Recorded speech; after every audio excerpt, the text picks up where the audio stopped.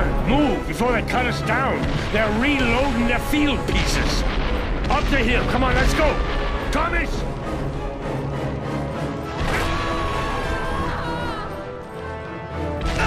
Shit! Watch out!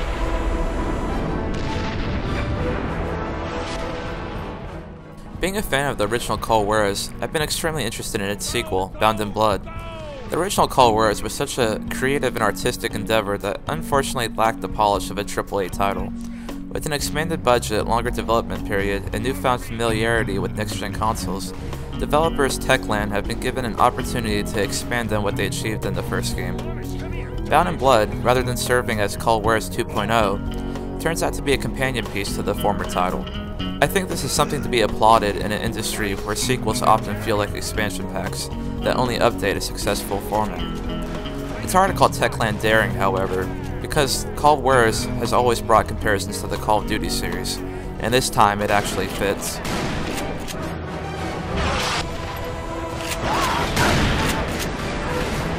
You made some dangerous enemies today, amigo. I am Juan Mendoza. Friends call me Juarez. Ray McCall. And these are my brothers, Thomas and William. Thanks for the help. No, thank you, amigo, for rescuing my beautiful buddies. Bound in Blood is a great example of why prequels are often favored over sequels. Instead of being caught up in a narrative that reaches further back than newcomers can take in, such as in Halo 3, Bound in Blood tells its own compact story, yet offers emotional depth to those who played the original. Being a prequel, the story follows the three McCall brothers from exile in the Civil War to treasure hunting in the South. The real reward for playing the first game is seeing the relationship of the brothers and how the characters of the original Juarez came to be how they are. The game's story still isn't worthy of film adaptation, but in the realm of video games, it is among the very best. Each character is believable, their actions make sense, and the drama is actually interesting. There is a cheesy villain, but that's hardly enough to call the story a misfire. Like the first game, Techland have done an admirable job of evaluating what makes a Western and avoided slavishly copying established films, like Gun and Red Dead Revolver did.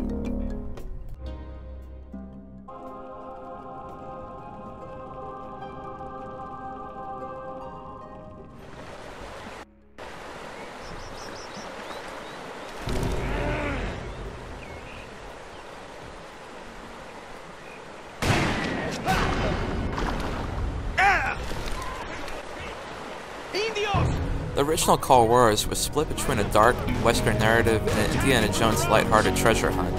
This provided a great balance in narrative, atmosphere, and gameplay. Sadly, Bound in Blood is much more typical of the first-person shooter genre.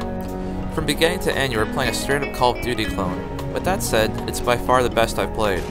There are memorable set pieces, fun on rails sections, and a great variety in weapons. Okay, let's do this, brother.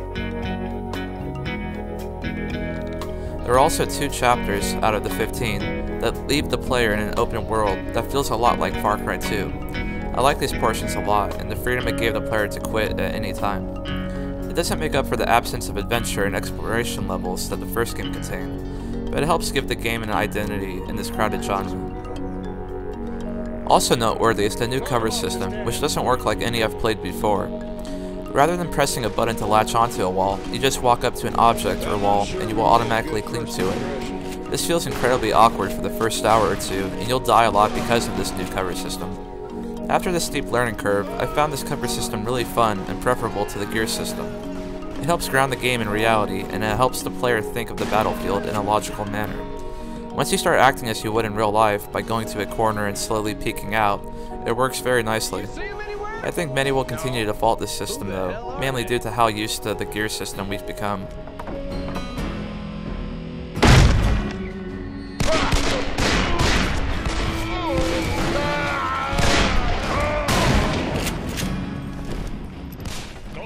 It also suffers from a lack of polish, but I'd love to see Infinity Ward adopt this system for the next Call of Duty. There are 2 other places of innovation in Bound in Blood. The shootouts of the former game have been rebuilt from the ground up, and they are all the worse for it.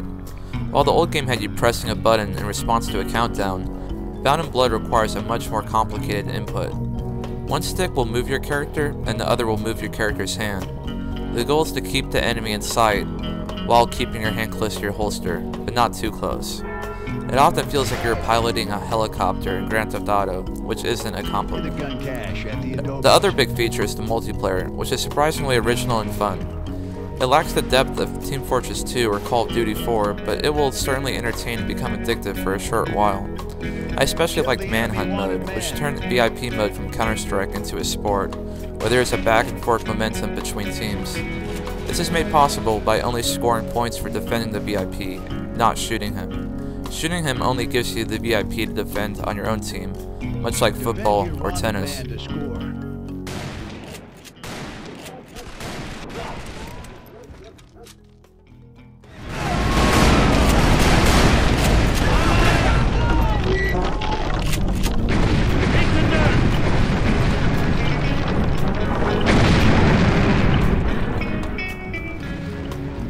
The graphics are outstanding in Bound and Blood. This is the first next-gen western that really pushes the hardware to create impressive western vistas. The character models also look pretty good. Where the game's presentation suffers is in the animation, which is really terrible. Graphics aren't everything, and when you compare the stiff animation to what Naughty Dog have done in the Uncharted series, it seems like a generational gap between the two. The voice acting makes up for this, and helps sell you on the characters. Why are you doing this? Why are you destroying my family? For the money? When I was 11 years old, my stepfather used me like a whore, and I let him so he would give me something to eat. Juarez is no different. There's only one glaring flaw in the casting, which can be found in a Native American character, voiced by Dante Basco, who voiced Prince Dooku in the Avatar series. The voice just doesn't match the character, and every scene with him just feels incredibly awkward. My father wants to use it to buy weapons for a war against the White Eyes. What will the fate of our people be if he succeeds? Thankfully, he doesn't have the biggest role, but it's still a noticeable flaw in the game. No. Bound and Blood doesn't quite have the variety or creativity of the original, but it's a successful genre exercise that brings some new things to the table and wraps them all up in an enjoyable story. Fear 2 might have the best shooting controls so far this year, but Bound and Blood is a much more memorable experience overall. We rarely see story taken seriously in the first-person shooter genre, even though Half-Life has been its poster boy for the past decade. Bound and Blood is pushing the medium forward in this respect, and shows us there's no excuse for distant, incoherent plot that every other first-person shooter has been paired with. It's sad to see Techland ditch many aspects that made the original so great, but at least they went all out in making Bound and Blood a Call of Duty clone worth remembering.